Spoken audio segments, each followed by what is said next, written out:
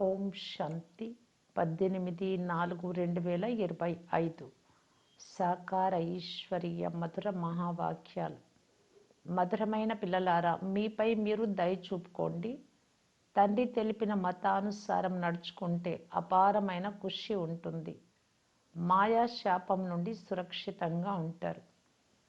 ప్రశ్న: మాయ శాపం ఎందుకు తగులుతుంది? శాపము తగిలిన ఆత్మ గతి ఏమవుతుంది? జవాబు: 1. తండ్రిని చదువును నిరాధరణ చేయడం వలన, తమ మతమును అనుసరించడం వలన మాయ శాపం తగులుతుంది, తనకు నచ్చినట్టు నడవడం వలన. 2. అసురీ చలనము కలిగి ఉండి దైవీ గుణాలు ధారణ చేయకుంటే మీ పైన మీరు నిర్దయులుగా అవుతారు. బుద్ధికి తాళం వేయబడుతుంది. ఇలాంటి వారు తండ్రి హృదయమును అధిరోహించలేరు. ఓం శాంతి. ఇప్పుడు మనం ఆత్మ అభిమానిగా అయ్యి తండ్రిని స్మృతి చేయాలి అని ఆత్మిక పిల్లలకు నిశ్చయం లభించింది. మాయరూపి రావణుడు శాపగ్రస్తులుగా దుఃఖితులుగా చేస్తాడు. శాపము అను పదమే దుఃఖమునకు చెందినది. వారసత్వము అను పదం సుఖానికి చెందినది. నమ్మకస్తులుగా ఆజ్ఞాకారులుగా ఉన్న పిల్లలకి ఈ విషయాలు బాగా తెలుసు. ఆజ్ఞాకారులుగా లేని వారు అసలు పిల్లలే కారు. స్వయాన్ని ఎలా భావించిన వారు తండ్రి హృదయమును అధిరోహించలేరు, వారసత్వాన్ని పొందలేరు. మాయ చెప్పినట్లు వింటూ తండ్రిని స్మృతి కూడా చేయని వారు ఎవ్వరికీ జ్ఞానము తెలిపించలేరు. అనగా స్వయం వారంతకు వారే శపించుకుంటారు. మాయ చాలా శక్తివంతమైనది అని పిల్లలకు తెలుసు. అనంతమైన తండ్రి మాటలు కూడా వినకుంటే వారు మాయ చెప్పినట్టు విన్నట్టే కదా, మాయకు వశమైపోతారు. ప్రభువు ఆజ్ఞను శిరస వహిస్తాము అని అంటారు. ఇప్పుడు తండ్రి చెప్తున్నారు, పిల్లలు పురుషార్థం చేసి తండ్రిని స్మృతి చేస్తే మాయ ఒడి నుండి ప్రభువు ఒడిలోకి వచ్చేస్తారు. తండ్రి బుద్ధివంతులకు బుద్ధివంతులు. అలాంటి తండ్రి మాట వినకుంటే బుద్ధికి తాళం పడుతుంది, బుద్ధి పని చెయ్యదు. తాళం తెరిచేవారు ఒక్క తండ్రి మాత్రమే. శ్రీమతమును అనుసరించకపోతే వారి గతి ఏమవుతుంది? మాయ మతం అనుసరిస్తే ఏ పదవి పొందలేరు. భలే వింటారు కానీ ధారణ చెయ్యలేరు, ఇతరులతో ధారణ చేయించలేరు. కావున వారి స్థితి ఎలా ఉంటుంది? తండ్రి ఏమో పేదల పెన్నిది. మనుష్యులు పేదలకు దానం చేస్తారు. తండ్రి కూడా వచ్చి ఎంత అనంతమైన దానం చేస్తారు. శ్రీమతమును అనుసరించకపోతే ఒక్కసారిగా బుద్ధికి తాళం పడుతుంది. ఆ తర్వాత ప్రాప్తి ఏం చేసుకుంటారు? శ్రీమతమును అనుసరించు వారే తండ్రి పిల్లలుగా ఉంటారు. తండ్రి ఏమో దయాహృదయులు. బయటికి వెళ్తూనే మాయ ఒక్కసారిగా సమాప్తం చేసేస్తుంది అనే అర్థం కూడా చేసుకుంటారు. ఎవరైనా ఆత్మహత్య చేసుకుంటే తమంతకు తామే సర్వనాశనం చేసుకుంటారు.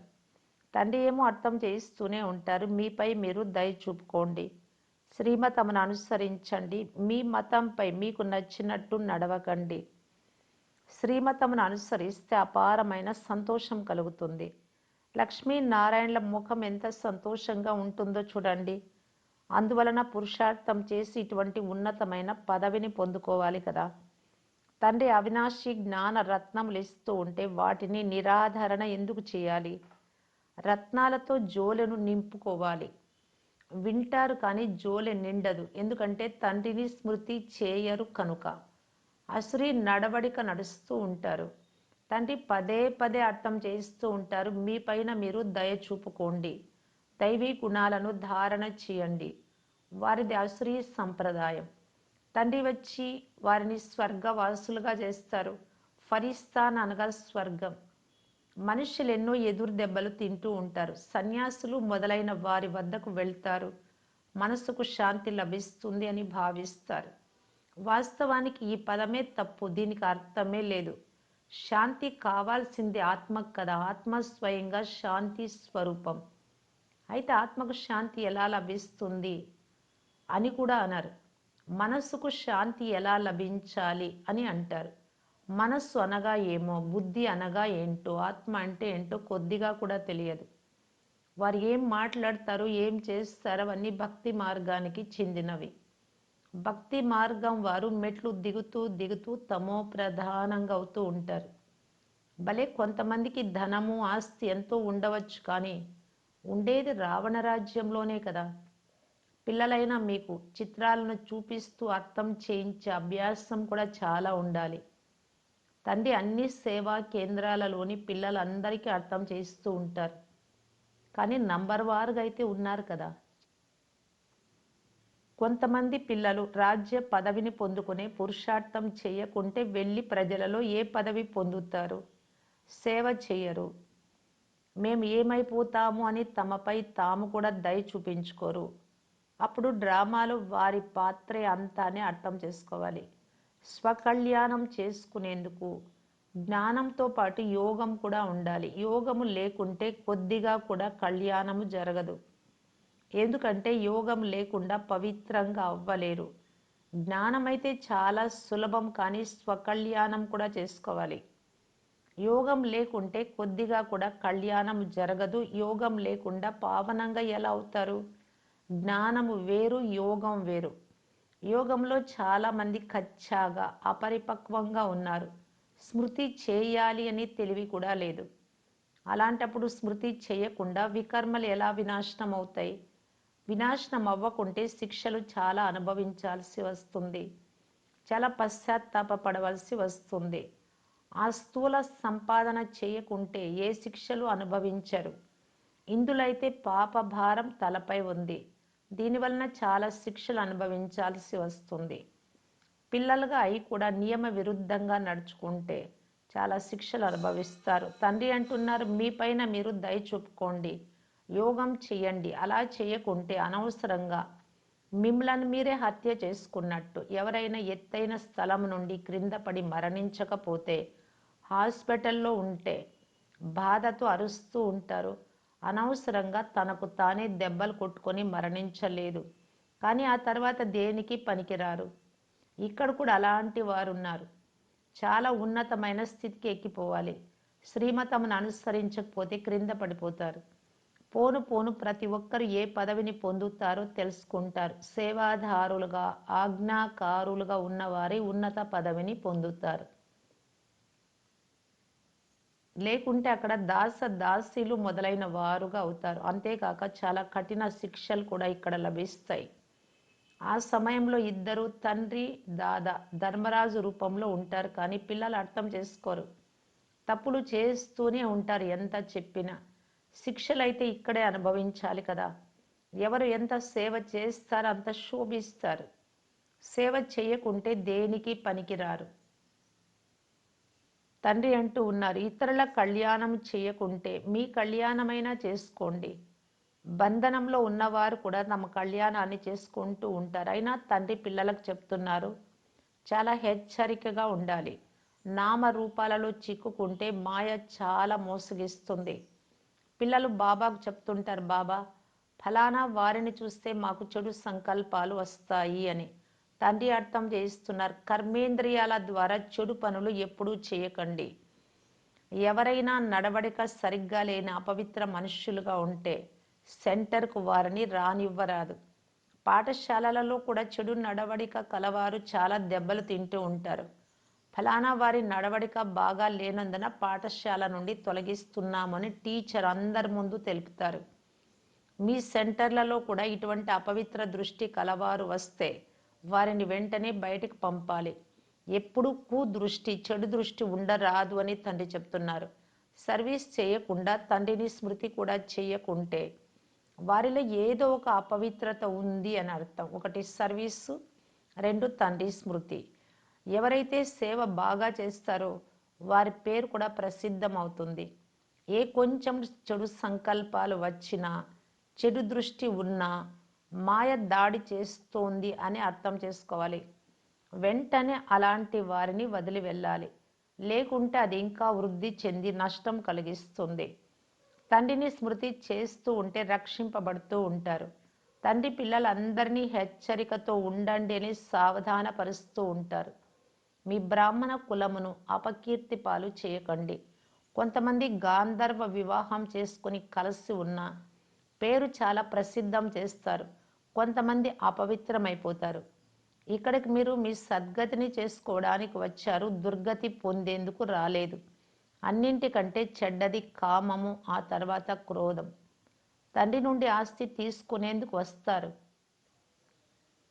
కానీ మాయ దాడి చేసి శపించినందున ఒక్కసారిగా క్రింద పడిపోతారు, అనగా స్వయం తమకు తామే శపించుకుంటారు. అందువలన తండ్రి అర్థం చేయిస్తున్నారు, చాలా జాగ్రత్తగా సంభాలన చేసుకోవాలి. ఎవరైనా అటువంటి వారు వస్తే వెంటనే వారిని బయటికి పంపించి వేయాలి. అమృతం తాగేందుకు వచ్చి వెలుపలికి వెళ్ళిన తర్వాత అసురులై అపవిత్ర పనులు చేశారని చూపిస్తారు కదా, అటువంటి వారు ఈ జ్ఞానమును ఇతరులకు వినిపించలేరు. వారి బుద్ధికి తాళం వేయబడుతుంది. తండ్రి అంటున్నారు, సేవలో తత్పరులై ఉండాలి. తండ్రి స్మృతిలో ఉంటూ ఉంటూ చివరిలో ఇంటికి వెళ్ళిపోవాలి. ఓ రాత్రి ప్రయాణికుడు అలసిపోరాదు అని పాట కూడా ఉంది. ఆత్మలన్నీ ఇంటికి వెళ్ళాలి. ప్రయాణం చేసేది ఆత్మనే. ఆత్మకు ప్రతిరోజు ఇప్పుడు నీవు శాంతిధామానికి వెళ్ళే ఒక ప్రయాణికుడవి అని అర్థం చేయించబడుతుంది. అందువలన ఇప్పుడు తండ్రిని, ఇంటిని, ఆస్తిని స్మృతి చేస్తూ ఉండండి. మాయ ఎక్కడా మోసగించడం లేదు కదా అని స్వయాన్ని పరిశీలించుకుంటూ ఉండాలి. నా తండ్రిని నేను స్మృతి చేస్తూ ఉన్నానా అని పరిశీలించుకోవాలి. అత్యంత శ్రేష్టమైన తండ్రి వైపే దృష్టి ఉండాలి. ఇది చాలా ఉన్నతమైన పురుషార్థం. తండ్రి చెప్తున్నారు, పిల్లలు చెడు దృష్టి వదిలేయండి. దేహ అభిమానం ఉంటే చెడు దృష్టి, దేహి అభిమానం ఉంటే శుద్ధమైన దృష్టి. అందువలన పిల్లల దృష్టి తండ్రి వైపే ఉండాలి. వారసత్వం చాలా ఉన్నతమైనది. విశ్వానికంతా చక్రవర్తి. ఇదేమైనా చిన్న విషయమా? చదువు ద్వారా, యోగము ద్వారా విశ్వ చక్రవర్తి పదవి లభిస్తుంది అని ఎవ్వరికీ స్వప్నంలో కూడా ఉండదు. చదువుకొని ఉన్నత పదవి పొందితే తండ్రి కూడా సంతోషిస్తారు, టీచర్ కూడా సంతోషిస్తారు, సద్గురువు కూడా సంతోషిస్తారు. స్మృతి చేస్తూ ఉంటే తండ్రి కూడా సహాయం చేస్తూ ఉంటారు. తండ్రి అంటున్నారు, పిల్లలు మీలోని లోపాలను తొలగించి వేయండి, లేకుంటే అనవసరంగా అపకీర్తి పాలు చేస్తారు. తండ్రి ఏమో విశ్వానికి యజమానులుగా చేస్తారు, భాగ్యాన్ని తెరుస్తారు. భారత్ వాసులైతే మీరు 100% సౌభాగ్యశాలురుగా ఉండేవారు. అలాంటి వారే మళ్ళీ ఇప్పుడు 100% దుర్భాగ్యశాలురుగా అయ్యారు. మిమ్మల్ని మళ్ళీ సౌభాగ్యశాలురుగా చేయడానికి తండ్రి చదివిస్తారు. బాబా అర్థం చేయించారు, వివిధ ధర్మాలలోని గొప్ప గొప్ప వారు కూడా మీ వద్దకు వస్తారు, యోగం నేర్చుకొని వెళ్తారు. మ్యూజియం చూడడానికి వచ్చే టూరిస్టులకు కూడా ఇప్పుడు స్వర్గ ద్వారం తెరవబడుతుంది అని అర్థం చేయించవచ్చు. వృక్షం చిత్రం చూపించి మీరు ఫలానా సమయానికి వస్తారు అని అర్థం చేయించండి. భారత్ వాసుల పాత్ర ఫలానా సమయంలో ఉంటుంది. ఈ జ్ఞానాన్ని విని మీ దేశానికి వెళ్ళి తండ్రిని స్మృతి చేస్తే తమో ప్రధానం నుండి సతో ప్రధానంగా అవుతారు అని అందరికీ తెలపండి. వారు యోగం చేసుకోవాలి అని ఇష్టపడుతూ ఉంటారు. హఠయోగులు, సన్యాసులు వారికి యోగం నేర్పించలేరు. మీ సంస్థ కూడా విదేశాలకు వెళ్తుంది. అర్థం చేయించేందుకు చాలా మంచి యుక్తులు కావాలి. వివిధ ధర్మాలలోని గొప్పవారు కూడా వచ్చే తీరాలి. మీలో ఏ ఒక్కరైనా ఈ జ్ఞానాన్ని మంచి రీతిగా తీసుకెళ్తే ఒక్కరి ద్వారా అనేక మంది అర్థం చేసుకుంటారు. ఒక్కరి బుద్ధిలో కూర్చున్నదంటే ఆ తర్వాత వార్తాపత్రికలు మొదలైన వాటిలో కూడా ప్రచురిస్తారు. ఇది కూడా డ్రామాలో నిర్ణయించబడి ఉంది. లేకుంటే తండ్రిని స్మృతి చేయడం ఎలా నేర్చుకుంటారు? తండ్రి పరిచయమేమో అందరికీ లభించాలి. ఎవరో ఒకరు చెప్పేవారు వెలువడతారు. అతి పురాతన వస్తువులను చూడడానికి మ్యూజియంకు వెళ్తారు. ఇక్కడ మీ పురాతన జ్ఞానాన్ని వినడానికి అనేక మంది వస్తారు. వారిలో కొంతమంది బాగా అర్థం చేసుకుంటారు. ఇక్కడ నుండే దృష్టి లభిస్తుంది, లేక మీ సంస్థ అక్కడికి వెళ్తుంది. తండ్రిని స్మృతి చేస్తే మీ ధర్మాలలో ఉన్నత పదవిని పొందుతారు అని వారికి మీరు తెలపండి. పునర్జన్మలు తీసుకుంటూ తీసుకుంటూ అందరూ క్రిందకు వచ్చేసారు. క్రిందకు దిగడము అంటే తమో ప్రధానంగా అవ్వడం. తండ్రిని స్మృతి చేయమని పోపు మొదలైన వారు తెలిపించలేరు. వారికి తండ్రిని గురించే తెలియదు. మీ వద్ద చాలా మంచి జ్ఞానం ఉంది. సుందరమైన చిత్రాలు కూడా తయారవుతూ ఉన్నాయి. సుందరమైన వస్తువు ఉంటే మ్యూజియం ఇంకా చాలా సుందరంగా ఉంటుంది, చూడడానికి చాలా మంది వస్తారు. ఎంత పెద్ద చిత్రాలైతే అంత బాగా అర్థం చేయించవచ్చు. ఈ విధంగా తెలిపించాలి అనే అభిరుచి, ఇష్టం ఉండాలి.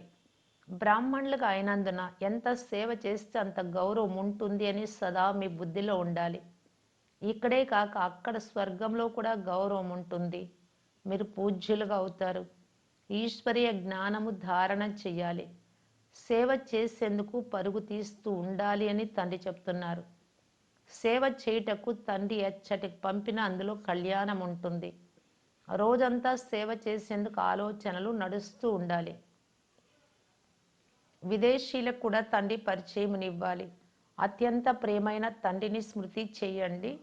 ఏ దేహధారులను గురువులుగా చేసుకోకండి. సర్వుల సద్గతి దాత ఆ ఒక్క తండ్రి మాత్రమే. ఇప్పుడు హోల్సేల్ మృత్యువు మీకు అతి సమీపంలో మీ ముందే నిల్చొని ఉంది. హోల్సేల్, రీటైల్ అను రెండు వ్యాపారాలు ఉన్నాయి కదా. తండ్రి హోల్సేల్ వ్యాపారి. వారసత్వం కూడా హోల్సేల్గానే ఇస్తారు. 21 జన్మలకు విశ్వమంతటికి రాజ్య పదవి తీసుకోండి. త్రిమూర్తి, సృష్టి చక్రము, కల్పవృక్షము, మెట్ల చిత్రము, విరాట రూప చిత్రము, గీతా భగవంతుడు ఎవరు, ఈ చిత్రాలన్నీ చాలా ముఖ్యమైనవి. ఇవి చాలా ఫస్ట్ క్లాస్గా ఉన్నాయి. ఇందులో తండ్రి మహిమ పూర్తిగా ఉంది. కృష్ణుణ్ణి ఆ విధంగా తయారు చేసింది కూడా ఆ తండ్రియే. ఈ వారసత్వాన్ని గాడ్ ఫాదర్ ఇచ్చారు. కలియుగంలో అనేక మంది మనుషులు ఉన్నారు. సత్యుగంలో చాలా కొద్ది మంది మాత్రమే ఉంటారు. ఈ మార్పులన్నీ ఎవరు చేశారో ఎవ్వరికీ తెలియదు. టూరిస్టులు సామాన్యంగా పెద్ద పెద్ద పట్టణాలకు వెళ్తూ ఉంటారు. వారు కూడా వచ్చి తండ్రి పరిచయాన్ని తెలుసుకుంటారు. సేవ చేసేందుకు ముందు చాలా పాయింట్లు లభిస్తూ ఉంటాయి. విదేశాలకు కూడా వెళ్ళాలి. ఒకవైపు మీరు తండ్రి పరిచయం ఇస్తూ ఉంటారు, మరోవైపు మారణ హోమం జరుగుతూ ఉంటుంది. సత్యుగంలో చాలా కొద్ది మంది మనుషులు మాత్రమే ఉంటారు, కావున మిగిలిన వారందరూ వినాశనం అవుతారు. ప్రపంచ చరిత్ర, భూగోళం రిపీట్ అవుతుంది. జరిగిపోయినదంతా మళ్ళీ జరుగుతుంది, కానీ ఇదంతా అర్థం చేయించేందుకు తెలివి కావాలి. అచ్చా, మధురాతి మధురమైన అపురూపమైన పిల్లలకు మాతాపిత బాప్ దాదాల ప్రియ స్మృతులు మరియు గుడ్ మార్నింగ్. ఆత్మిక పిల్లలకు ఆత్మిక తండ్రి నమస్తే. ధారణ కొరకు ముఖ్య సారం. ఫస్ట్ పాయింట్, సదా ఒక్క తండ్రి వైపే దృష్టిని ఉంచాలి. దేహి అభిమానులుగా అయ్యే పురుషార్థం చేసి మాయా మోసాల నుండి రక్షించుకోవాలి. ఎప్పుడూ చెడు దృష్టి ద్వారా మీ కులమును అపకీర్తి పాలు చేయరాదు. సెకండ్ పాయింట్, సేవ చేసేందుకు పరుగులు పెడుతూ ఉండాలి. సేవాదారులుగా, ఆజ్ఞాకారులుగా అవ్వాలి. స్వకళ్యాణమును, ఇతరుల కళ్యాణమును చేస్తూ ఉండాలి. ఎటువంటి చెడు నడవడిక ఉండరాదు. వరదానము, ఫుల్ స్టాప్ యొక్క స్థితి ద్వారా ప్రకృతి యొక్క ఆందోళనను స్టాప్ చేసే మాస్టర్ ప్రకృతిపతి భవ. వర్తమాన సమయము ఆందోళనలు పెరిగే సమయం. ఫైనల్ పేపర్లో ఒకవైపు ప్రకృతి యొక్క, రెండవ వైపు 5 వికారాల భయంకర రూపం ఉంటుంది. తమోగుణి ఆత్మల యుద్ధము మరియు పాత సంస్కారాలు మొదలైనవన్నీ చివరి సమయంలో తమ ఛాన్స్ను తీసుకుంటాయి. ఇటువంటి సమయంలో సర్దుకునే శక్తి ద్వారా ఇప్పుడిప్పుడే సాకారము, ఇప్పటికిప్పుడే ఆకారము మరియు ఇప్పటికిప్పుడే నిరాకారి స్థితిలో, అశరీరీ స్థితిలో స్థితమయ్యే అభ్యాసం చాలా అవసరం. చూస్తున్నా చూడకండి, వింటున్నా వినకండి. ఎప్పుడైతే ఇటువంటి ఫుల్ స్టాప్ యొక్క స్థితి ఉంటుందో అప్పుడు ప్రకృతి పతిగా అయ్యి ప్రకృతి యొక్క ఆందోళనను స్టాప్ చేయగలరు.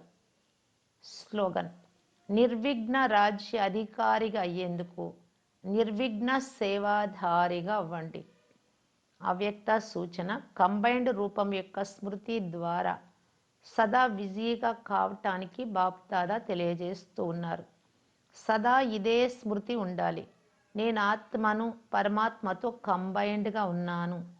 పరమాత్మ ఆత్మనైన నేను లేకుండా ఉండలేరు. అలాగే నేను కూడా పరమాత్మ, నా తండ్రి లేకుండా వేరుగా ఉండలేను. ఇలా ప్రతి సెకండు ప్రభువును హాజరుగా అనుభవం చేయడం ద్వారా ఆత్మిక సుగంధంలో అవినాశిగా ఏకరసంగా ఉంటారు. ఓం శాంతి.